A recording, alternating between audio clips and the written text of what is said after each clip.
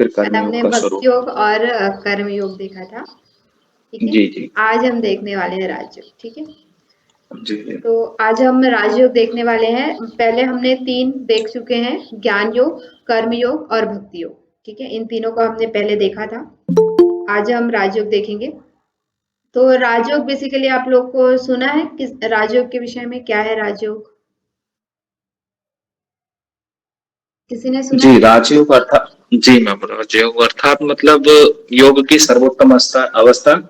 राजयोग अर्थात मतलब कैवल्य की प्राप्ति, ऐसा भी कह सकते हैं। अच्छा, ठीक है। हाँ, मतलब जैसे कि सभी योग का एक लक्ष्य होता है कि हमें मोक्ष को प्राप्त करना है। हमने पहले दिन ही देखा था कि अलग अलग परंपराएं तो हैं, ज्ञान योग है, भक्ति योग है, कर्म योग है, लेकिन सभी का लक्ष्य क्या है? ये सब रास्ते हैं अलग अलग। ठीक है। एक जो डेस्टिनेशन हमारा क्या है, मोक्ष है, जहां पे हमें पहुंचना है। तो उसी तरह से राजयोग का भी मुख्य लक्ष्य क्या है? समाधि को प्राप्त करना है। ठीक है। लेकिन इसमें इसे राजयोग क्यों कहते हैं? क्योंकि जैसे नाम से जैसे स्पष्ट हो रहा है, राजयोग मतलब कि राजा। राजयोग का मतलब क्या है? राजा, मतलब सभी योग परंपराओं में जो क्या है, राजा है। ऐसा क्यों है? क्योंकि सभी जो योग परंपराएं, बाकी की जो योग परंपराएं, वो बेसिकली हमारे कहाँ से होती है? लौकिक जगत से स्टार्ट होती है, या फिर हमारे शरीर से स्टार्ट होती है, या फिर बाह्य जगत से स्टार्ट होती है। लेकिन राजयोग ही एक ऐसा योग है जो हमारे आंतरिक जगत से स्टार्ट होती है, मतलब कि मन से शुरू होता है। मन से ही शुरू होता है। क्योंकि आपने पतंजलि योग दर्शन वगैरह में भी देखा होगा कि वो कहाँ से मन को कैसे नियंत्रित करना है, वृत्तियां, क्लेश, ये सारी चीजें हम जो पढ़ते हैं। ठीक है। विवेक, वैराग्य, ऋतंभरा, प्रज्ञा, इन सब के विषय में हम पढ़ते हैं।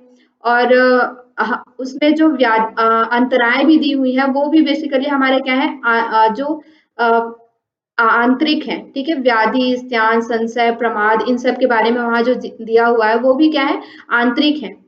तो ये राजयोग बेसिकली क्या है, हमारे आंतरिक जीवन या फिर आंतरिक स्थिति से ही हमें मोक्ष तक पहुंचने का जो मार्ग है, उसे हम राजयोग कहते हैं। ठीक है। तो इसलिए इसे राजयोग कहा जाता है, जो सभी योग परंपराओं में क्या है, ये राजा है। ठीक है। चलिए, अभी हम देखते हैं राजयोग को, थोड़ा सा पढ़ते हैं क्या है। राजयोग साधना में सर्वश्रेष्ठ और सर्वोच्च राजयोग है। सभी योग साधनाओं में, सॉरी, सभी योग साधनाओं में क्या है, राजयोग को सर्वश्रेष्ठ और सर्वोच्च माना है। क्योंकि ऐसा तो हर किसी में बोला जाता है कि भक्ति योग में भी ऐसा बोला गया। तो भक्ति योग में ऐसा क्यों क्यों बोला गया? वो सर्व सुलभ है, इसलिए ऐसा बोला। ठीक है। भक्ति योग जो है वो क्या है कि सभी के लिए सुलभ है। जो वो निष्कृष्ट व्यक्ति है, वो भी भक्ति योग के द्वारा पहुंच सकता है। लेकिन राजयोग जो क्या है, सर्वोच्च है, यानी कि इसमें निम्न लोग भी पहुंचते हैं, लेकिन उनके लिए अलग अलग प्रकार की इसमें साधनाएं बताई गई हैं। ठीक है। अलग अलग साधक की अलग अलग कोटियां बताई गई हैं, किन श्रेणी के साधक को किस तरह का अभ्यास करेंगे तो वो पहुंचेंगे, और किस श्रेणी के साधक के लिए, मतलब अलग अलग श्रेणियों के साधकों के लिए अलग अलग प्रकार की इसमें क्या बताई गई है, साधना पद्धति बताई गई है। ठीक है। तो जो राजयोग है उसे सर्वश्रेष्ठ और सर्वोच्च माना जाता है। राजयोग का मुख्य उद्देश्य है मन पर नियंत्रण करना। बाकी सभी में हम क्या है, बाह्य जगत से शुरू करते हैं। ठीक है। भक्ति योग में भी हम क्या करते हैं, पहले किसी मूर्ति विशेष पर हम ध्यान करते हैं, अपरा भक्ति करते हैं, बाहर की चीजों पे करते हैं, उसके बाद हम पराभक्ति तक पहुंचते हैं। ठीक है। वो भी एक तरह से बाह्य जगत से है, लेकिन इसका उद्देश्य ही कहाँ से स्टार्ट होता है, मन से शुरू होता है। और चित्त, आत्मा, ब्रह्म तक ये पहुंचते हैं। ठीक है। मोक्ष तक, मोक्ष को हम प्राप्त करते हैं। अलग अलग तरह की इसमें समाधियां बताई गई हैं। जब आप पातंजलि योग दर्शन पढ़ेंगे तो इसके विषय में और अच्छे से जानकारी आप लोग को मिलेगी। ठीक है। राजयोग का प्रारंभ मन को नियंत्रण से होता है। राजयोग में विभिन्न विभिन्न साधना पद्धतियों द्वारा मन को चंचल प्रवृत्ति का नियंत्रण किया जाता है। ठीक है।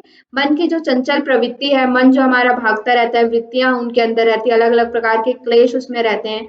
तो उन सभी का क्या करता है, उन्हें मन को विचलन रहता है, उसे एक एक स्थान पे स्थिर करने का प्रयास किया जाता है राजयोग में। ठीक है।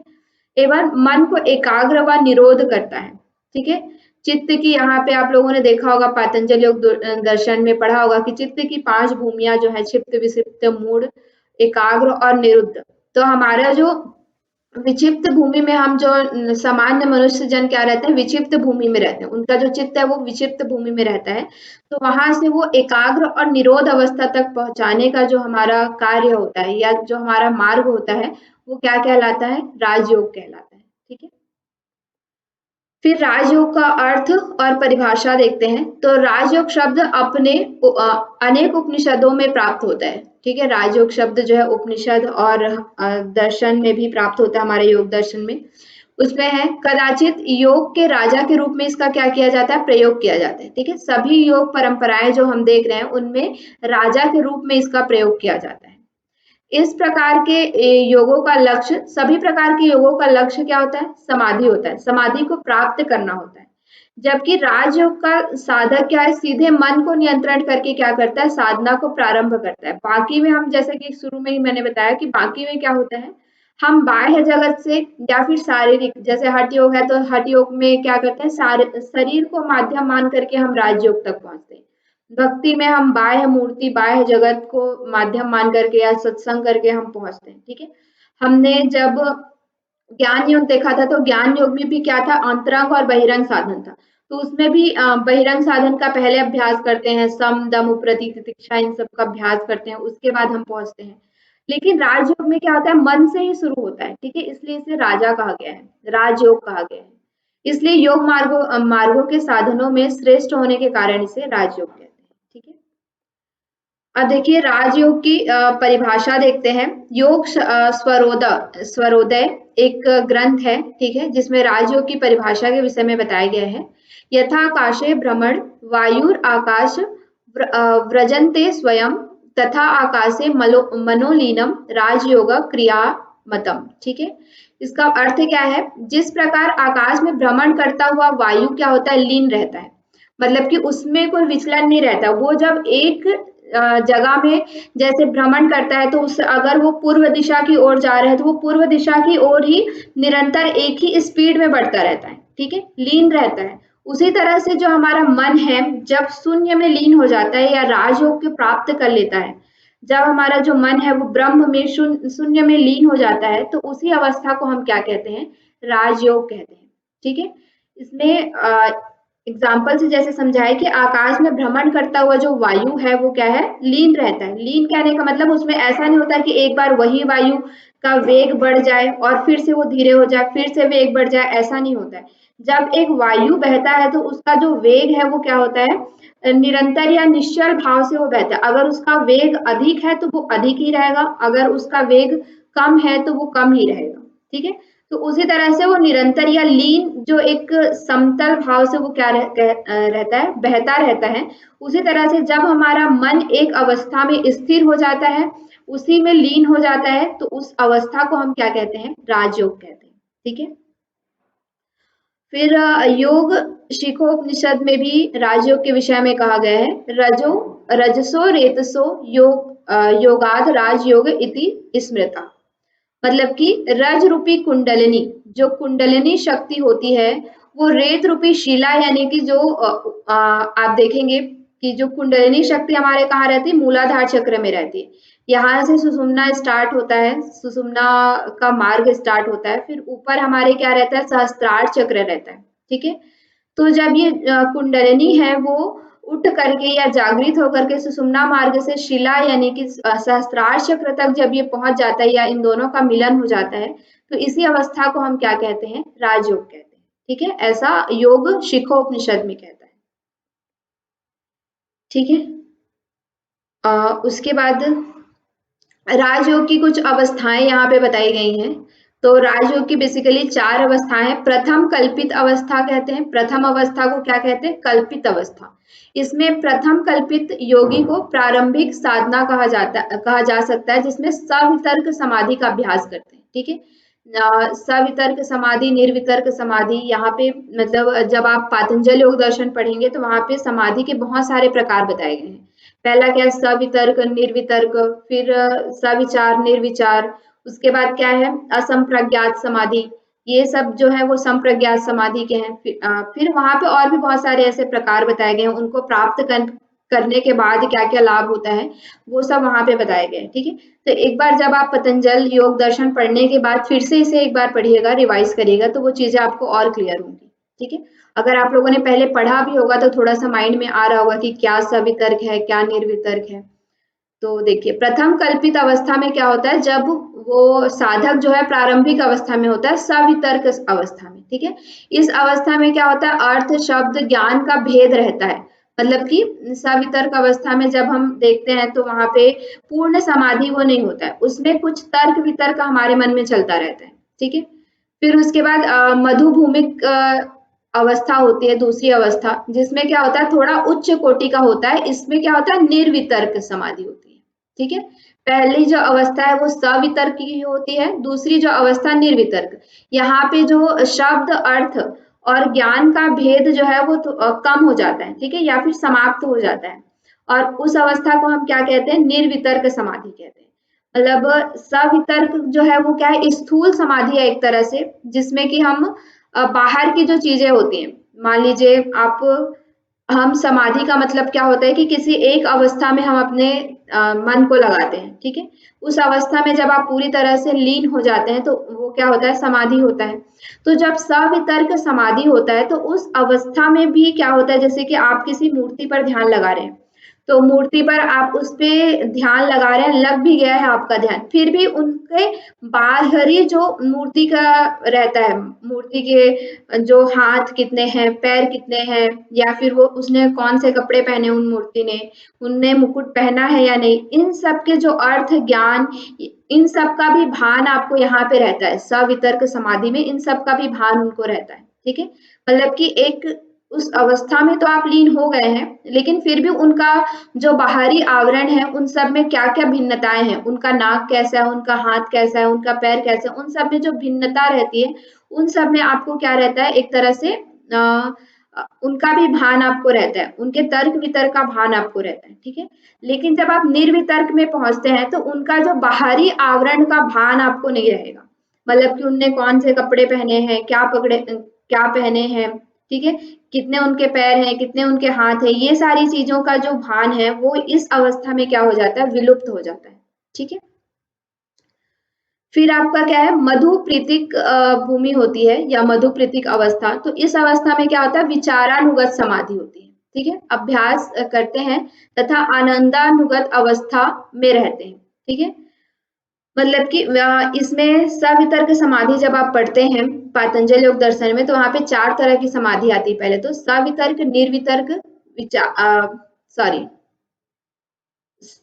वितर्क, विचार, आनंद और अस्मिता, ठीक है? ये 4 तरह के आपके वहां पे समाधि आता है। तो ये जो सवितर्क निर्वितर्क है, तो वो वितर्क के भेद हैं। फिर यहाँ पे विचार और आनंद, ठीक है? विचारानुगत समाधि यहाँ पे क्या होता है, जब हम विचार करते हैं उन पर, उनसे आनंद की अनुभूति होती है, ठीक है? जब आप समाधि तक पहुंचते हैं या फिर ध्यान समाधि करके किसी विषय पर संयम करते हैं, उन पे विचार करते हैं, तो उससे क्या होता है, आपको आनंद की अनुभूति होती है। और क्या होता है, मतलब वहां पे आपको अनेक प्रकार की विभूतियां भी प्राप्त होती है, ठीक है? तो ये जो तीसरी अवस्था रहती है, इसमें हम क्या है, आनंदानुगत, यानी कि जब आपका समाधि लग जाते है या ध्यान लग जाता है, ध्यान लगने के बाद हमारे मन में क्या होता है, एक अलौकिक आनंद की अनुभूति होती है। तो वो चीज का भान कहाँ पे रहता है, मधुप्रीतिक अवस्था में आप एक आनंदानुगत समाधि तक पहुंच जाते हैं, ठीक है?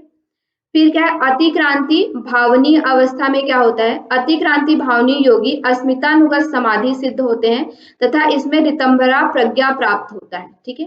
ऋतंभरा प्रज्ञा मतलब क्या है, एक विवेक युक्त बुद्धि, मतलब क्या सही है और क्या गलत है। ये तो हमारा एक बाहरी जीवन का हो गया कि हम देखते हैं यहाँ पे क्या सही है क्या गलत है, लेकिन जो दूर दृष्टि होती है या फिर आंतरिक चीजें जो हमें अपने सामान्य आंखों से नहीं दिखाई देता, ठीक है, जो एक अलौकिक भान होता है कि क्या सही है क्या गलत है, ब्रह्म सत्यम जगत मिथ्या, ये चीज जो होती है वो आपके ऋतंभरा प्रज्ञा से आती है, ठीक है, कि ब्रह्म ही सत्य है और ये जो जगत में जो भी चीजें दिख रही हैं, जो हमारे परिजन दिख रहे हैं, वो सारी चीजें क्या है, एक तरह से मिथ्या है, यानी कि उन सब में कोई सच्चाई नहीं है। तो ये चीज का जो ज्ञान आपके कहाँ पे आ जाता है, अतिक्रांत भावनीय अवस्था में। भावनीय अवस्था जो होती है, चौथी अवस्था राजयोग की, वहां पे आती है, ठीक है। और यहीं पे असंप्रज्ञात समाधि का भी लाभ आपको प्राप्त होता है। असंप्रज्ञात समाधि यानी कि निर्बीज समाधि, ठीक है। जैसे यहाँ तक जो हम देख रहे थे, सवितर्क, निर्वितर्क, विचार, आनंद, इन सब में क्या रहता है, बीज रूप रहता है, इसको सबीज समाधि कहते हैं। सबीज समाधि का मतलब क्या है, अगर कुछ हलचल हुई या आपके अंदर कुछ ऐसे विचार उत्पन्न हुए तो वह आप वापिस भी आ सकते हैं, समाधि की अवस्था से वापिस आ सकते हैं। लेकिन जब आप असंप्रज्ञात समाधि में पहुंचते हैं तो यहाँ पे किसी भी तरह के संस्कार का बीज नहीं रहता है, इसलिए इसे क्या कहते हैं, निर्बीज समाधि कहते हैं। यहाँ पे कोई भी बीज स्थित नहीं होता है, इसलिए आपके विचार में या आपके अंदर कोई हलचल ही उत्पन्न नहीं होगा, आपके कोई भी संस्कार यहाँ पे नहीं रहते हैं, ठीक है। संस्कार पूरी तरह से क्या हो जाते हैं, क्षीण हो जाते हैं, जिसकी वजह से हमारे अंदर कोई विचारों का हलचल ही नहीं हो सकता या कोई क्लेश वृत्तियां ही हमारे अंदर नहीं रहेंगी। तो फिर क्या है, समाधि की एक तरह से स्थिर अवस्था होती है संप्रज्ञात समाधि। और असंप्रज्ञात समाधि क्या होती है कि जब वहां पे कोई हलचल आता है या संस्कार आपको किसी तरह के संस्कार या कर्म के, जो हमने कल कर्म पढ़ा था, तो कर्म में जो प्रारब्ध संचित कर्म होते हैं उनका जब भोग उत्पन्न होने लगता है या भोग आपका प्रकट होता है, प्रारब्ध कर्म जो है वो प्रकट होता है, तो फिर सवितर्क या संप्रज्ञात समाधि से आप वापिस उसी अवस्था में, विच्छिन्न अवस्था में या फिर उससे नीचे अवस्था में आ सकते हैं, ठीक है। लेकिन जब आप संप्रज्ञात समाधि में पहुंचते हैं तो क्योंकि यहाँ पे कोई संस्कार ही नहीं होते हैं, इसलिए यहाँ पे कोई हलचल भी नहीं होता है। क्लियर है? क्लियर है सभी को? हाँ जी, हाँ जी। ओके, चलिए फिर जैसा कि हमने शुरू में ही देखा कि राजयोग के अलग अलग प्रकार के साधना बताए गए हैं, किस तरह के साधक हैं उसी हिसाब से उनके लिए साधना पद्धति बताई गई, ठीक है। तो योग सूत्र के साधनों को साधक के स्तर के अनुसार क्या किया गया है, विभाजित किया गया है कि कैसा वो साधक है, वो किस अवस्था में पहुंच गया है। तो उसे, जैसा कि हम देखिए, मान लीजिए कि आपने, हम अभी क्या कर रहे हैं, पीएचडी कर रहे हैं, ठीक है। तो हम पीएचडी अभी छोड़ देते हैं कुछ समय के बाद, कुछ समय के लिए, या फिर अभी हमारी कोई प्रॉब्लम आ जाती है तो हमने पीएचडी छोड़ दिया, ठीक है। तो हम क्या करेंगे, कभी हम पीएचडी मतलब पढ़ना चाहेंगे दोबारा से, तो हमें कहाँ पे एडमिशन मिलेगा, किस स्टेज में हमें एडमिशन मिलेगा,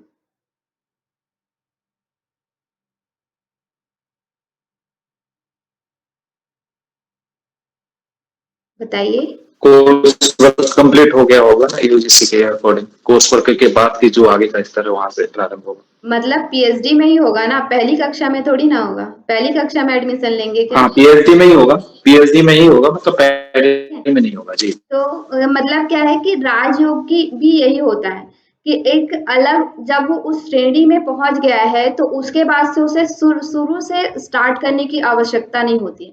जब वो बीच में मान लीजिए उसका छूट गया किसी वजह से योग साधना, या फिर नहीं कर पाए, कोई भी कारण हो सकता है, तो जब वो दूसरी बार स्टार्ट करेंगे तो उसी अवस्था से स्टार्ट करेंगे, ठीक है। उन्हें पहले से स्टार्ट करने की आवश्यकता नहीं है। तो राजयोग को इसी बेसिस पे क्या है, 3 तरह की श्रेणियों में बांटा गया है, उत्तम श्रेणी, मध्यम श्रेणी और अधम श्रेणी के, ठीक है। तो पहला क्या है, उत्तम श्रेणी के साधक। तो उत्तम श्रेणी के साधक का क्या है कि उनका पूरी तरह से जो योग है, धारणा, ध्यान, समाधि, ये सब लगना प्रारंभ हो गया था, ठीक है। लेकिन किसी कारणवश वो धारणा, ध्यान तक पहुंच गए थे, समाधि तक नहीं पहुंच पाए थे, ठीक है, ध्यान तक पहुंच गए थे। तो वो क्या है, एक उत्तम श्रेणी के साधन है, उन्होंने यम नियम आसन कर लिया, प्राणायाम कर लिया, धारणा वगैरह ये सब कर लिया है, प्रत्याहार वगैरह कर लिया है, लेकिन किसी कारणवश वो समाधि तक नहीं पहुंच पाए और धारणा में ही रहते रहते उनकी मृत्यु हो गई, या फिर उन्होंने योग साधना छोड़ दिया, ठीक है। तो जब कभी भी वो योग साधना दोबारा से प्रारंभ करेंगे तो उन्हें यम नियम से प्रारंभ करने की आवश्यकता नहीं होगी, ठीक है। वो सिर्फ क्या करेंगे, जो उन्होंने किया है उसी का वापिस से थोड़ा थोड़ा अभ्यास करते जाएंगे, आसनों का अभ्यास करेंगे, ध्यान का अभ्यास करेंगे, प्राणायाम का थोड़ा थोड़ा वो धीरे धीरे अभ्यास करेंगे, और जिनमें उनका अटैचमेंट हुआ है उन सबको डिटैच करेंगे, यानी कि वैराग्य का अभ्यास करेंगे, ठीक है। 2 चीज का उन्हें अभ्यास करना पड़ेगा, जो भी उन्होंने पहले किया है उनका वापिस से अभ्यास करना पड़ेगा, और उनसे, जिनसे उनकी आसक्ति हो गई है उन सबको क्या करना पड़ेगा, उन सबसे अनासक्ति रखना पड़ेगा और वैराग्य को धारण करना पड़ेगा, ठीक है। 2 चीज करनी पड़ेगी किन्हें, जो उत्तम श्रेणी के साधक हैं, ठीक है। ये चीज आता है कि राजयोग के अंतर्गत उत्तम श्रेणी के साधकों के लिए क्या उपाय है, मध्यम श्रेणी के साधकों के लिए क्या उपाय है, अधम श्रेणी के साधकों के लिए क्या उपाय है, ठीक है। इस तरह से क्वेश्चन उसमें आता है, तो ये याद रखिएगा। उत्तम श्रेणी के साधकों के लिए एक मुख्य अभ्यास और वैराग्य ही है, साथ ही साथ वो ईश्वर प्रणिधान भी कर सकते हैं, ठीक है। ईश्वर पर भी ध्यान कर सकते हैं, ईश्वर पे समर्पित कर सकते हैं। तो ये 2 चीज है इनके लिए, अभ्यास वैराग्य, मेन ये है अभ्यास और वैराग्य। दूसरा क्या है, मध्यम श्रेणी के साधक, ना वो बहुत ज्यादा अधम है, मतलब कि अभी ही योग साधना प्रारंभ कर रहे हैं ऐसा भी नहीं है, और उच्चतम अवस्था तक पहुंच गए हैं ऐसा भी नहीं है, ठीक है। वो बीच की अवस्था में है, मतलब प्राणायाम वगैरह उन्होंने कर लिया है, लेकिन धारणा ध्यान समाधि जो अंतरंग साधन है वहां तक वो नहीं पहुंच पाए। तो ऐसे लोगों के लिए क्या करना पड़ेगा, ऐसे जो योगी हैं या ऐसे जो साधक हैं वो क्या करेंगे, क्रिया योग का अभ्यास करेंगे। क्रिया योग क्या होता है, तप, स्वाध्याय और ईश्वर प्रणिधान।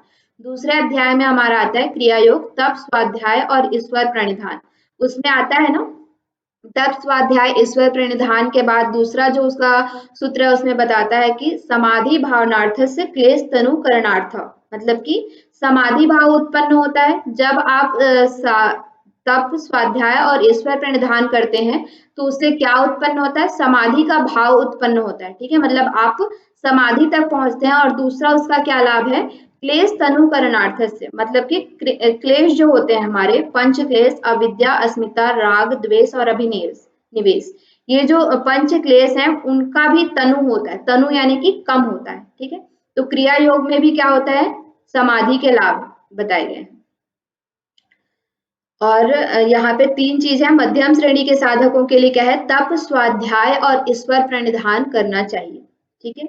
फिर उसके बाद अधम कोटि के जो साधक हैं, जो निम्न कोटि के साधक हैं या अभी योग साधना प्रारंभ कर रहे हैं, इनके पहले उन्होंने योग साधना नहीं की है, तो उनके लिए क्या है, अष्टांग योग। अष्टांग योग में क्या क्या आता है,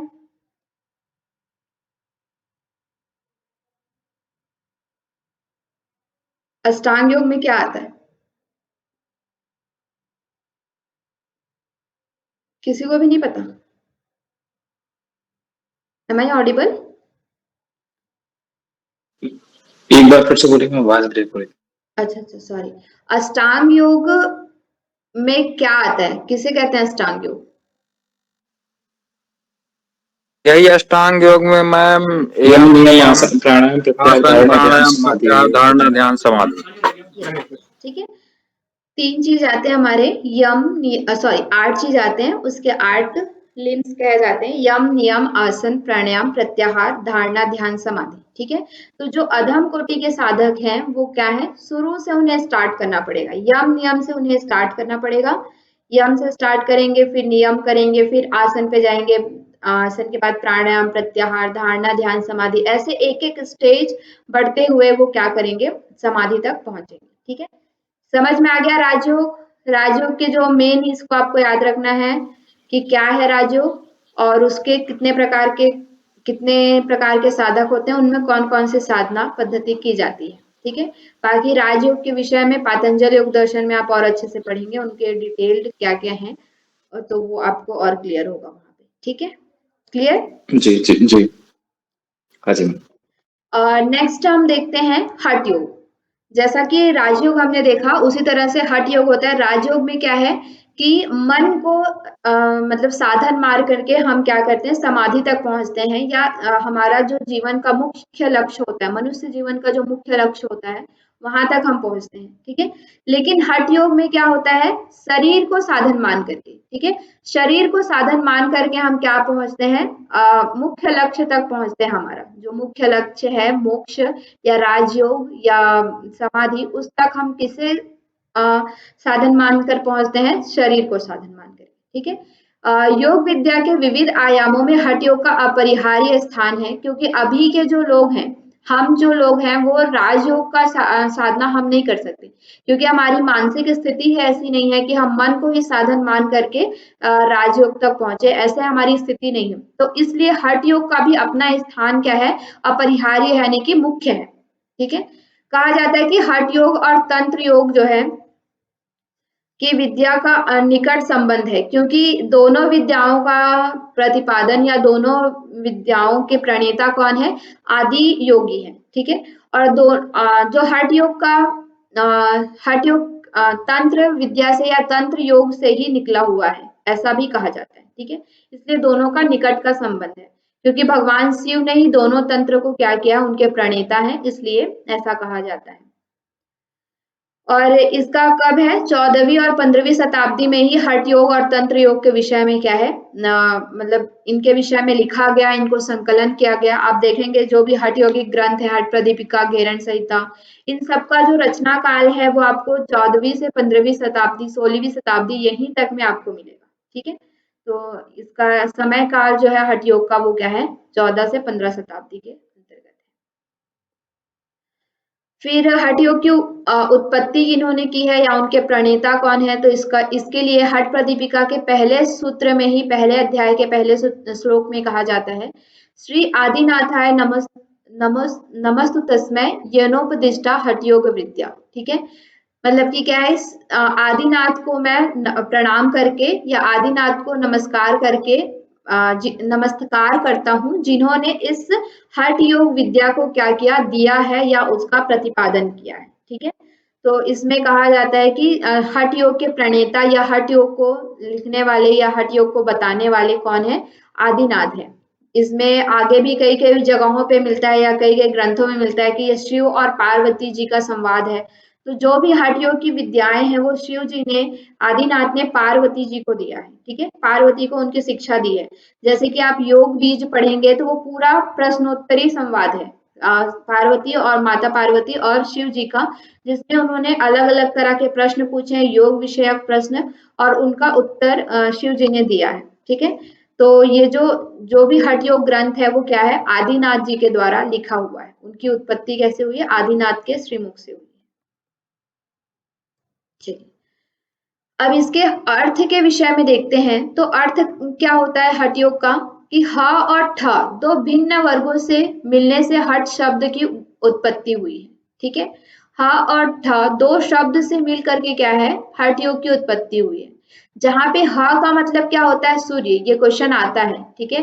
ह का मतलब क्या होता है, सूर्य होता है, और ठ का मतलब क्या होता है, चंद्र। चंद्र और सूर्य क्या है, बता सकते हैं आप लोग? चंद्र और सूर्य हम किसे कहते हैं? चंद्र नाड़ी और सूर्य नाड़ी को कहा जाता है। हाँ, ठीक है। चंद्र और सूर्य क्या है, हमारे शरीर में दो नाड़ी हैं। चंद्र यानी कि हमारी ईड़ा नाड़ी और सूर्य यानी कि पिंगला नाड़ी, ठीक है। तो ये दोनों से क्या है, हठ योग की उत्पत्ति हुई है। यहाँ पे कहा गया है कि सूर्य और चंद्र मनुष्य के शरीर में विद्यमान नाड़ी है, क्या है, पिंगला और ईड़ा से संबंध में है, जिसमें सामान्यतः हठ योग का अर्थ सामान्य जन क्या समझते हैं, हठ का मतलब अगर हम देखते हैं तो हठ पूर्वक यानी कि जबरदस्ती किया जाने वाला जो योग, जैसे कि इसमें आसन वगैरह भी आप बहुत सारे देखेंगे हठ योग में। तो इसमें जो आसन है वो क्या है, बहुत फोर्सफुली नहीं किया जाता, जैसे पूर्ण भुजंगासन है, शीर्षासन है, पूर्ण शलभासन है, इसमें बताया हुआ है, ठीक है। तो उन सब आसनों को जब हम करते हैं तो हमें क्या होता है, एक्स्ट्रा फोर्स लगाना पड़ता है अपने आप को। तो इसलिए कोई क्या समझते हैं कि हठ योग का मतलब क्या है, कि जबरदस्ती किया जाने वाला आसन। जैसे आप देखेंगे प्राणायाम के विषय में भी देखेंगे, तो प्राणायाम में जब आप घेरन संहिता में सूर्य भेदी प्राणायाम के विषय में पढ़ते हैं, ठीक है, तो वहां पे ऐसा लिखा गया है कि हमें तब तक कुंभक लगाना है जब तक कि हमारे नाखून और बाल से भी पसीना ना निकल जाए, ठीक है। तब तक हमें क्या करना है, कुंभक लगाना है। कहने का मतलब क्या है कि नाखून और बाल से पसीना निकलने का मतलब कि पूरे शरीर में लंबा समय एक, ठीक है, वो एक उपमा है, क्योंकि नाखून और बाल से तो पसीना निकल नहीं सकता, लेकिन एक उपमा वहां पे दी गई है कि तब तक हमें कुंभक लगाना है, मतलब कि एक लंबा समय, ठीक है। हो सकता है कि वो 10 मिनट 15 मिनट, इस तरह से हमें जो लंबा समय है उस उतने समय तक हमें क्या है, कुंभक लगाने की वहां पे बात की गई। तो ये हम कब कर सकते हैं, जब हम बहुत ज्यादा अपने बॉडी को क्या करेंगे, फोर्स करेंगे, ठीक है, हठ पूर्वक किया जाने, इसीलिए इसे क्या है, कभी कभी हठ पूर्वक किया जाने वाला योग भी कहा जाता है, लेकिन इसका मतलब ये नहीं है, ठीक है। इसका शाब्दिक अर्थ हठ योग, हठ पूर्वक किया जाने वाला योग नहीं है, ठीक है। ह और ठ का मतलब यहाँ पे ग्रंथों में प्रतीकात्मक रूप से लिया गया है, ठीक है। ह और ठ का मतलब सूर्य और चंद्र नाड़ी से लिया गया, ठीक है। अब देखिए हठ योग के संदर्भ में सिद्ध सिद्धांत पद्धति में कहा गया है हकारा कीर्तिता सूर्य से ठकारस चंद्र उच्यते, ठीक है। ह का मतलब क्या है, सूर्य है, और ठ का मतलब क्या है, चंद्र है, ठीक है। ठ का मतलब चंद्र, ह का मतलब सूर्य। सूर्य चंद्र मसोर योगात हठ योग निगद्यते। सूर्य और चंद्र के जो है अलग अलग क्या होते हैं, हमारी नाड़ियां होती हैं, और हमारा श्वास जो है वो अलग अलग नाड़ियों से चलता रहता है। लेकिन जब इन दो नाड़ियों को मिला करके सुषुम्ना वाहिनी जो होती है या सुषुम्ना जो नाड़ी होती है उसमें जब हम प्राण का प्रवाह करते हैं तो उसे हम क्या कहते हैं, हठ योग कहते हैं, ठीक है। हठ योग का अर्थ क्या है, सूर्य नाड़ी और चंद्र नाड़ी से जो सामान्य लोग होते हैं उनमें सूर्य नाड़ी और चंद्र नाड़ी से प्राण का प्रवाह होता रहता है। तो उन दोनों को मिला करके जब हम सूर्य नाड़ी से सुषुम्ना नाड़ी से प्राण का प्रवाह कराते हैं या सुषुम्ना नाड़ी में प्राण का प्रवेश कराते हैं तो उस अवस्था को क्या कहते हैं, हठ योग कहते हैं, ठीक है। समझ में आया। जी मैम। अब उसके बाद यहाँ पे हठ योग के उद्देश्य के विषय में बताया गया कि हठ योग का क्या उद्देश्य है, ठीक है। कुछ लोग समझते हैं कि हठ योग का उद्देश्य आसन को प्राप्त करना या विभिन्न प्रकार के प्राणायाम सीखना, क्योंकि वहां पे कुंभक के विषय में भी बताया गया, अलग अलग मुद्राएं बताई गई हैं, ठीक है। आप अलग अलग टेक्स्ट में देखेंगे, जैसे कि हठ घेरण संहिता में 25 मुद्राओं के बारे में बताया गया है, हठ प्रदीपिका में 10 मुद्राओं के बारे में, अष्ट कुंभक के बारे में बताया गया है, ठीक है। आसनों का भी वहां पे मतलब विशेष चर्चा मिलती है, जैसे राजयोग में किसी भी प्रकार के आसन की चर्चा नहीं है, बस वहां पे बोला गया स्थिर सुखम आसनम, जिस भी आसन में आप सुख पूर्वक लंबे समय तक बैठ पाते हैं वही आसन है। लेकिन हठ योग में क्या है, अलग अलग प्रकार के आसन बताए गए, ठीक है, बहुत सारे आसन बताए, उसमें 84 लाख आसन है, जितने योनियां हैं उतने प्रकार के आसन, उनमें से भी कुछ को आसनों को मुख्य माना गया है, इस तरह से भी वहां पे बताया जाता है, ठीक है। तो यहाँ पे मुख्य उद्देश्य क्या है हठ योग का, हठ योग के प्रमुख उद्देश्यों में हठ प्रदीपिका में इसके बारे में विस्तृत चर्चा मिलती है। तो ये हम देखते हैं, पहला क्या है, केवलम राजयोगाय हठ विद्योपदिश्यते, ठीक है। हठ योग के पहले अध्याय के दूसरे श्लोक में कहा जाता है कि केवल राजयोग की प्राप्ति के लिए ही हठ योग की विद्या को बताया गया है, ठीक है। हठ योग का मतलब आसन प्राणायाम करना नहीं है, हठ योग का उद्देश्य क्या है, राजयोग की प्राप्ति, शरीर के माध्यम से शरीर को साधन बना करके जब हम राजयोग तक पहुंचते हैं, ठीक है, जब हम समाधि को प्राप्त करते हैं तो वो क्या है, हठ योग का उद्देश्य है। दूसरा उसी ग्रंथ में और चौथे अध्याय में भी कहा गया है, सर्वे हठ लयो पाया नाम राजयोग्य से सिद्धते, ठीक है। सभी हठ और लय के उपाय, ठीक है, यहाँ पे दो योग का मतलब बताया गया, हठ योग और लय योग, ठीक है। दोनों योग का मतलब क्या है, राजयोग को प्राप्त करना ही है, दोनों योग का उद्देश्य क्या है, राजयोग को प्राप्त करना ही है, ठीक है। जो हम देखते हैं हठ योग में आप देखेंगे, हठ प्रदीपिका जब हम पढ़ेंगे, हठ योग के विषय में पहला ग्रंथ ही होता है हठ प्रदीपिका, तो वहां पे जो 3 अध्याय है पहले के, उसमें क्या है, आसन प्राणायाम मुद्रा बताया, चौथा जो अध्याय है वो क्या है, नाद अनुसंधान है, लय से रिलेटेड है, ठीक है। 1.25 करोड़ लय बताया है, जिसमें से नाद अनुसंधान जो है वो प्रमुख माना जाता है या मुख्य लय माना जाता है, ठीक है। तो इन दोनों का जो मतलब क्या है, राजयोग को प्राप्त करना ही है, इन दोनों का उद्देश्य क्या है, राजयोग को प्राप्त करना, ठीक है। यहाँ पे हठ प्रदीपिका में ही और पहले अध्याय में भी और बोला गया है कि जो हम पीठानी, यानी कि पीठ का मतलब क्या होता है, आसन, कुंभक, कुंभक का मतलब क्या होता है, जो प्राणायाम करते हैं, चित्र दिव्य करणानी, जो भी हम मुद्रा वगैरह करते हैं, ठीक है। सर्वे सर्वाणाम्यपि हठ अभ्यासे राजयोग फलावधि, मतलब कि जो भी हम हठ अभ्यास करते हैं, चाहे वो आसन है, चाहे वो प्राणायाम है, चाहे वो मुद्रा है, या कोई भी हठ अभ्यास हम कर रहे हैं, वो उसका किस लिए कर रहे हैं, उसका अभ्यास राजयोग की प्राप्ति के लिए, राजयोग के फल को प्राप्त करने के लिए ही हम ये सारे अभ्यास कर रहे हैं, ठीक है। तो ये मुख्य उद्देश्य क्या है हठ योग का, राजयोग की प्राप्ति, ठीक है। इन तीनों श्लोक से यही अर्थ निकलता है कि राजयोग का उद्देश्य क्या है, हठ योग का उद्देश्य क्या है, राजयोग को प्राप्त करना, राजयोग मीन्स समाधि को प्राप्त करना, ठीक है। हमारी जो मनुष्य का उच्चतम अवस्था होती है, मनुष्य के उच्चतम जो लक्ष्य होता है, मोक्ष को प्राप्त करना, वही हठ योग का भी उद्देश्य है। ठीक है। अब यहाँ पे हठ योग में वर्णित विषय कुछ हैं, अलग-अलग आप देखेंगे, किसी में सप्तांग योग है, किसी में चतुरंग योग है, किसी में षडंग योग है, किसी में अष्टांग योग है। इस तरह से आप जब हम हठ योग पढ़ेंगे तो इसके बारे में और विशेष रूप से चर्चा करेंगे। तो यहाँ पे बहुत सारे हैं, जैसे षटकर्म की भी चर्चा मिलती है, इसमें आसन की भी चर्चा मिलती है, ठीक है। स्थान और मठ, कैसे स्थान में हमें रहना है, कैसे मठ हमें बनाना है, कुटी हमें कैसे बनानी है, उसके बारे में भी यहाँ पे विस्तृत चर्चा मिलती है, ठीक है। आहार विहार हमें कैसा लेना चाहिए, योगाभ्यास के दौरान हमें कौन से आहार लेने चाहिए, कौन से आहार नहीं लेने चाहिए। और कुंभक जो है प्राणायाम, उसके विषय में भी यहाँ पे चर्चा मिलती है, ठीक है। प्रत्याहार के विषय में भी मिलता है, मुद्रा के भी विषय में भी मिलता है, ठीक है। मुद्रा बंध एक ही में लिया जाता है, मुद्रा ही कहा जाता है उसे। और धारणा ध्यान के विषय में भी यहाँ पे चर्चा मिलती है, अलग अलग प्रकार के धारणा बताए गए हैं। जैसे आप घेरन संहिता में देखेंगे 3 प्रकार के उसमें ध्यान बताए गए हैं, 5 प्रकार की धारणाएं बताई गई हैं।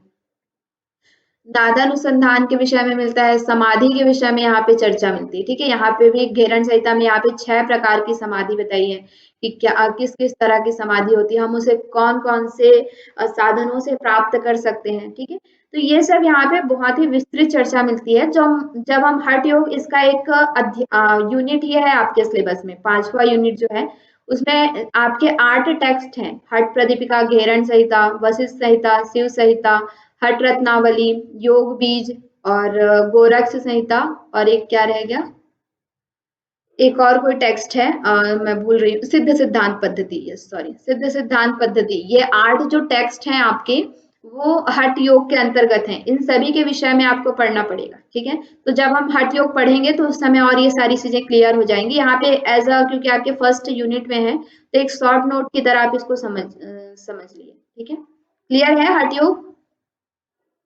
जी मैम। ओके, नेक्स्ट लास्ट है आपके योग परंपराओं में। योग परंपराओं में आपका मंत्र योग लास्ट है। तो मंत्र योग के विषय में हम देखते हैं क्या है मंत्र योग। तो मंत्र योग क्या है, नाम से ही पता चल रहा है कि मंत्र, या फिर मंत्र का मतलब ही हम समझते हैं कि कुछ उच्चारण करना, ठीक है। तो मंत्र योग के अंतर्गत हम क्या करते हैं, किन्हीं विशेष मंत्रों का हम क्या करते हैं, उच्चारण करते हैं। जैसे कि आप हठ योग वगैरह में भी देखते हैं कि अलग अलग जो हमारे षट चक्र होते हैं उनके लिए अलग अलग बीज मंत्र दिए जाते हैं, ठीक है।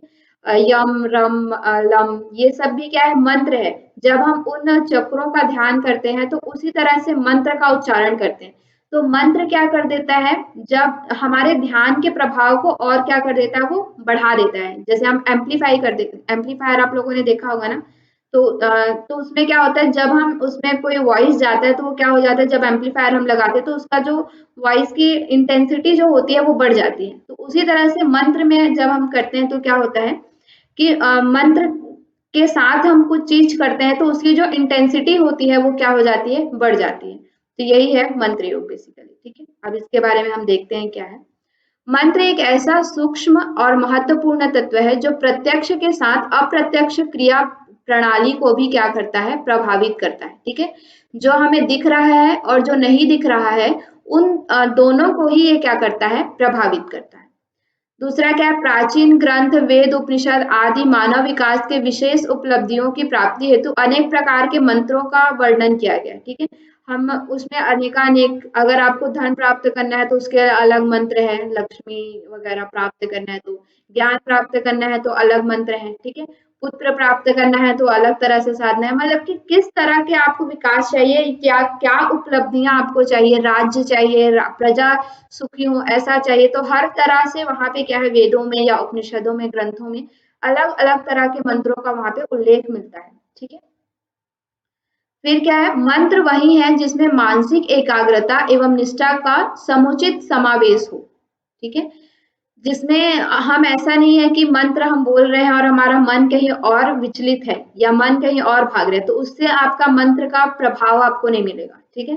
तो मंत्र में क्या होता है, हमारी मानसिक एकाग्रता और निष्ठा, उसके प्रति हमारी श्रद्धा होनी चाहिए। हमें पता होना चाहिए कि हम जो मंत्र बोल रहे हैं तो उसका क्या हमारे अंदर प्रभाव पड़ने वाला है, उसके प्रति हमारी आस्था होनी चाहिए, ठीक है। श्रद्धा के विषय में हम पहले से भी पढ़ते आ रहे हैं, हमने ज्ञान योग में भी देखा, हमने भक्ति योग में भी देखा, कर्म योग में भी देखा कि हम जो कर्म कर रहे हैं, जो ज्ञान प्राप्त करना चाहते हैं, उसके प्रति हमारी श्रद्धा होनी चाहिए। तो उसी तरह से मंत्र जब आप कोई जप कर रहे हैं तो उसके प्रति आपकी निष्ठा भी होनी चाहिए, ठीक है। मतलब कि आपके मन में कोई संशय नहीं होना चाहिए कि इस मंत्र से मुझे लाभ मिलेगा या नहीं। इस तरह से जब आप मंत्र का जप करेंगे तो उसमें आपको कोई भी लाभ प्राप्त नहीं होगा। जब आपके मंत्र के साथ आपकी मानसिक एकाग्रता और आपकी निष्ठा और श्रद्धा का समावेश होता है, तभी उस मंत्र का क्या होता है, हमें लाभ प्राप्त होता है, ठीक है। जब हम मुख से मंत्र का उच्चारण करते हैं, उनका चिंतन करते हैं, उन पे विचार करते हैं, तो क्या होता है, 3 ग्रंथियां जो है हमारी, ब्रह्मा विष्णु रुद्र षट चक्र है, ये सभी क्या हो जाते हैं, झंकृत हो जाते हैं, ठीक है। और मंत्र उच्चारण का उन पे विशेष महत्व पड़ता है। जैसे कि अभी इसके पहले एग्जाम्पल दिया कि षट चक्र हैं, उनका अलग अलग मंत्र है। उस मंत्र को जब हम करते हैं, उन मंत्र का जप के साथ जब हम चक्रों पे ध्यान करते हैं तो उसका प्रभाव अलग होता है, ठीक है, या इंटेंसिटी उनकी क्या हो जाती है, तीव्रता बढ़ जाती है। फिर मंत्र शब्द की जो है व्युत्पत्ति के विषय में देखते हैं। मंत्र शब्द की व्युत्पत्ति कहाँ से हुई है, मन धातु में ष्टन प्रत्यय, ठीक है, लगा करके निर्मित हुआ है, जिसका अर्थ होता है सोचना या फिर विचार करना, ठीक है। जब हम मंत्र का मतलब क्या होता है, किसी विषय में विचार करना या उस पर निरंतर रमण करना, ठीक है। उनके बारे में निरंतर जब हम विचार करते रहते हैं, सोचते रहते हैं, तो उसे हम क्या कहते हैं, मंत्र कहते हैं, ठीक है। मंत्र की व्युत्पत्ति के विषय में कहा जाता है, मन्यते ज्ञायते आत्मानुदेशो अनेन इति मंत्र, ठीक है, अनेन इति मंत्र, अर्थात जिसके द्वारा आत्मा का एवं स्वयं का बोध होता है, वही क्या है, मंत्र है, ठीक है। जब हम मंत्र का उच्चारण करते हैं तो उस समय क्या होता है, जब उसमें हम विचार करने लगते हैं, उसमें रमण करने लगते हैं, तो आत्मा का और अपने मन स्वयं का जहाँ पे बोध होना प्रारंभ होता है मंत्र के द्वारा, तो उस स्थिति को क्या कहते हैं, मंत्र कहते हैं, ठीक है।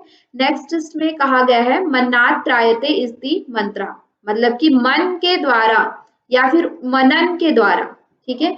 जब किसी एक विषय में बार बार हम मनन करते हैं, उसके द्वारा हमें त्राण हो, यानी कि त्राण का मतलब क्या है, मतलब एक क्या करें, जिस अवस्था में है उस अवस्था से ऊपर उठ जाएं, ठीक है, मोक्ष को प्राप्त करें या फिर अगले अवस्था में जब हम पहुंच जाएं, ठीक है, त्राण हो जाए हमारे शरीर का, तो उसे हम क्या कहते हैं, मंत्र कहते हैं।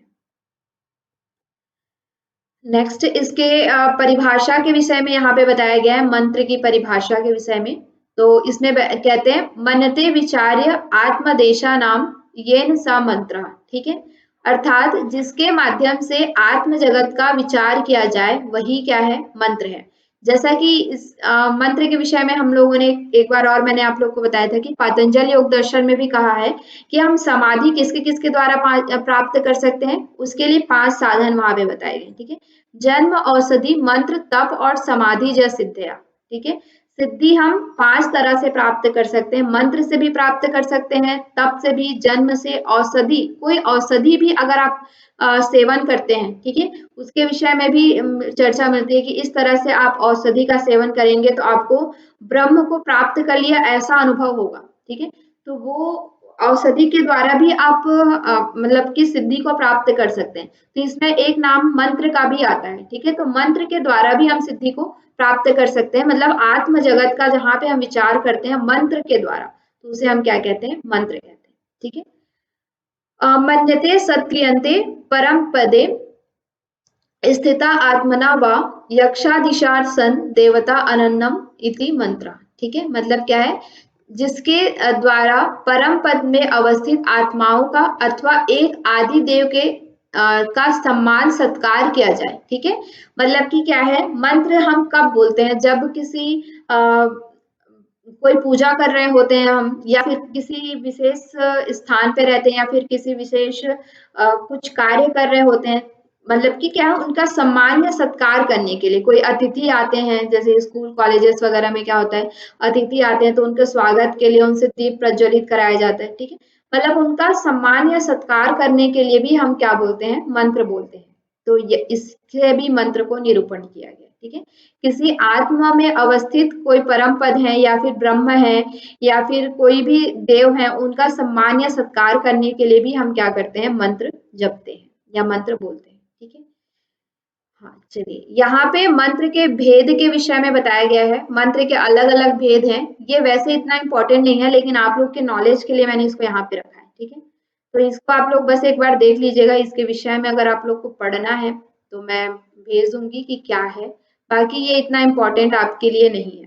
तो हम देख लेते हैं थोड़ा सा गुण के आधार पर। जैसे मंत्र के गुण होते हैं, ठीक है। हमारे 3 गुण है, जैसे सात्विक, राजसिक और तामसिक। तो इसी तरह से गुण के आधार पर, जैसा हमने इसमें देखा था, भक्ति में भी देखा था, 3 तरह की भक्ति थी, सात्विक, राजसिक और तामसिक। तो यहाँ पे भी सात्विक मंत्र यानी कि क्या है, ना किसी कामना से, ना किसी को बुराई करने से, बस सिर्फ एक हम अपने आप को शुद्ध करने के लिए या परिशुद्ध करने के लिए जो मंत्र बोलते हैं, तो वो क्या है, सात्विक मंत्र हो गया। ठीक है।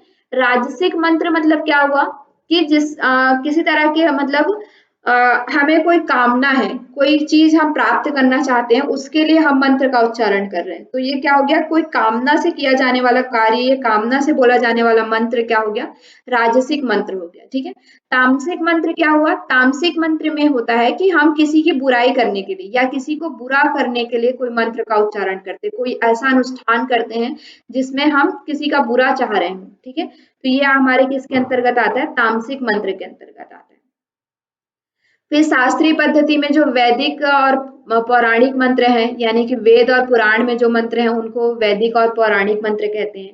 जो लौकिक मंत्र हैं, ठीक है, सॉरी, तंत्र ग्रंथ में जो मंत्र हैं जिससे हमें कुछ सिद्धियां प्राप्त होती हैं, या जिन्हें अलग अलग समय में उनका समय रहता है कि इस समय में मंत्र बोलना है। ठीक है, तो ये तांत्रिक मंत्र हैं जो तंत्र के ग्रंथों में हमें मिलता है। ठीक है।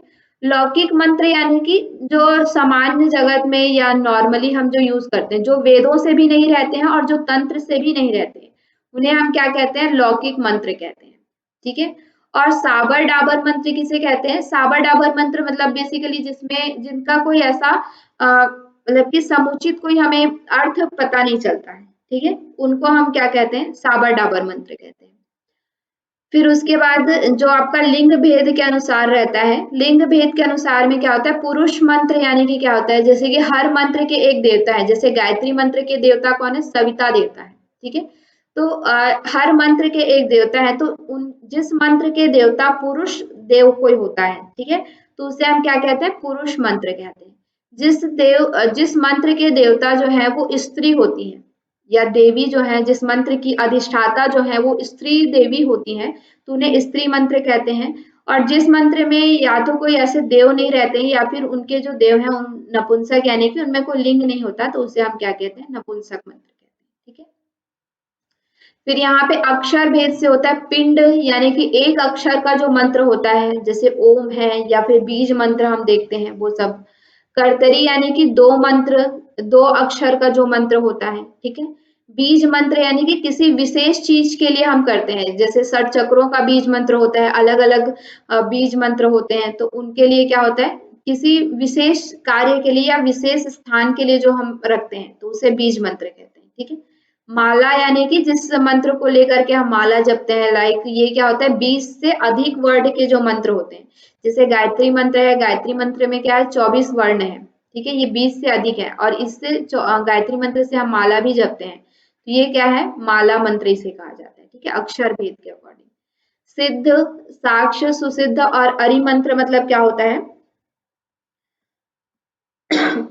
सिद्ध का मतलब होता है कि जिससे हमें सिद्धि प्राप्त होती है। ठीक है, उसको हम लोग क्या कहते हैं, सिद्ध मंत्र कहते हैं। साक्ष्य यानी कि किसी को साक्षी मानकर हम जो मंत्र करते हैं, ठीक है, उसे साक्ष्य कहते हैं। सुसिद्ध यानी कि जिस मंत्र को पहले से ही किसी जैसे गायत्री मंत्र के को क्या है, वशिष्ठ मुनि ने पहले से उसे सिद्ध किया है। ठीक है, तो वो सुसिद्ध मंत्र होता है। और अरि मंत्र यानी कि जिस मंत्र के विषय में हम क्या कर रहे हैं,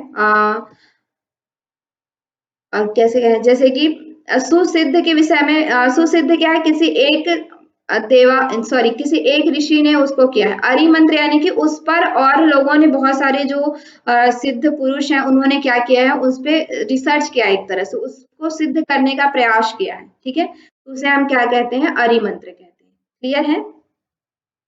ये वैसे इतना इम्पोर्टेंट नहीं है आपके लिए, बट एज अ नॉलेज मैंने यहाँ पे इसको रखा है। ठीक है। नेक्स्ट लास्ट है ये जिसमें आपका आता है मंत्र के मनोदैहिक प्रभाव के बारे में बताया जाता है। ठीक है, मतलब कि मंत्र का जो है मन पर प्रभाव पड़ता है और देह पर। इस पे रिसर्चेस हुए हैं। मंत्र के विषय में आप देखेंगे तो बहुत सारे मंत्रों पर रिसर्च हुआ है। गायत्री मंत्र पे, अलग अलग मंत्रों पे आप गूगल स्कॉलर या फिर इन सब में जाके देखेंगे तो आपको मिल जाएगा। ठीक है, तो इसमें मनोदैहिक प्रक्रिया है करके ऐसा वैज्ञानिकों का कथन है। ठीक है, मंत्र सिर्फ ऐसा नहीं है कि हम उच्चारण कर रहे हैं, उसका सिर्फ दैविक या वैदिक प्रभाव ही है, ऐसा नहीं है। उसका हमारे शरीर पर भी प्रभाव पड़ता है, मन पर भी प्रभाव पड़ता है। ये रिसर्चेस के द्वारा प्रूफ हो चुका है। ठीक है, शब्द शक्ति से क्या होता है, इलेक्ट्रोमैग्नेटिक तरंगे क्या होती हैं, अपने शरीर में उत्पन्न होती हैं, जो मस्तिष्कीय स्नायु प्रवाह पर वांछित प्रभाव डालती हैं। ठीक है, जो हमारे शरीर में नाड़ियों में जो प्रवाह हो रहा है उसमें वांछित प्रभाव यानी कि अच्छा प्रभाव डालती है। ठीक है, तथा सक्रियता भी प्रदान करती है। अगर आप नित्य प्रति मंत्र का जप करते हैं तो वो क्या होता है, सक्रियता, आपके अंदर जो आलस्य प्रमाद रहता है उसे त्याग करके आपके शरीर को क्या करता है, वो सक्रिय भी बनाता है। विकृत चिंतन प्रणाली जो हमारे अंदर होती है, जो हमारे अंदर बुरे विचार आते हैं या गलत विचार आते हैं, उन सब का भी ये क्या करता है, रोकती है। और मनोविकार, जो हमारे मन से रिलेटेड जो विकार है जैसे एंजाइटी है, स्ट्रेस है, इन सबको भी क्या करती है, मंत्र मिटाती है, या मंत्र इन सबको भी क्या करती है, दूर करती है। ठीक है, इन पे आप लोग जाके देखिएगा, रिसर्चेस इन पे हुई है रिसर्चेस। ठीक है, और मंत्र का मनुष्य के सूक्ष्मगत संस्थानों पर भी विशेष प्रभाव पड़ता है। ठीक है, जो हमारे सूक्ष्म संस्थान है, मतलब हमारे स्थूल शरीर, कारण शरीर, सूक्ष्म शरीर है। ठीक है, हमारे जो षटचक्र है, ग्रंथियां है, नाड़ी संस्थान है, उन सब पर भी क्या है, सूक्ष्म प्रभाव ये डालती है, विशेष प्रभाव डालती है। ठीक है, शारीरिक मानसिक रोगियों पर ध्वनि का प्रभाव पड़ता है। ठीक है, आपने देखा होगा संगीत का भी, इस पे बहुत सारे म्यूजिक का भी रिसर्च हुआ है। जो लोग हैं जो मतलब कि मेंटल डिजीज से रिलेटेड हैं, या मेंटल डिजीज से या मेंटल डिसऑर्डर से जो पीड़ित हैं, उनके लिए म्यूजिक का भी विशेष, मतलब बहुत सारे ऐसे रिसर्चेस हो रहे हैं। ठीक है, तो मंत्र भी क्या है, एक ध्वनि है, एक निरंतर गति से जो ध्वनि है। ठीक है, बहने वाली ध्वनि है, तो उसका भी हमारे क्या होता है, शारीरिक और मानसिक दोनों पर ही हमारा प्रभाव पड़ता है। ठीक है, उपयुक्त ध्वनि शरीर, मस्तिष्क और नसों में क्षोभ को शांत करती है। क्षोभ यानी कि जो विचलन रहता है या उनमें जो थकान रहती है। ठीक है, शरीर में, मन में, नसों में जो सब थकान रहती है, अगर आप नित्य प्रति मंत्र जप करते हैं, या फिर इसका आपने सिंपली एक एग्जाम्पल वगैरह देखा होगा, आपने अनुभव भी किया होगा कि जब हम बहुत ज्यादा थके हुए महसूस करते रहते हैं या हमारा मन अच्छा नहीं रहता है, तो हम क्या करते हैं, कोई अच्छा जो हमारा मन पसंद सॉन्ग होता है वो हम सुन लेते हैं, तो हमें अच्छा लगने लगता है। ठीक है, या कोई मंत्र उच्चारण या फिर ऐसे शिव तांडव वगैरह है, ये सब हम सुन लेते हैं तो हमें कैसा लगता है, अच्छा लगता है। ठीक है, तो ये आपने अनुभव भी किया होगा। तो यही चीज यहाँ पे बताया जाता है, पुनः सामान्य अवस्था में भी लाती है। मतलब अगर आपका क्षोभ है यानी कि थकान वगैरह है, या कोई विचलन है या चंचलता है या किसी भी प्रकार की उसमें विकृति है, तो उन सबको दूर करके, शांत करके सामान्य अवस्था में भी ये लेके आती है। ठीक है, और क्या है, जिसके परिणाम स्वरूप हमें आरोग्यता प्राप्त होती है।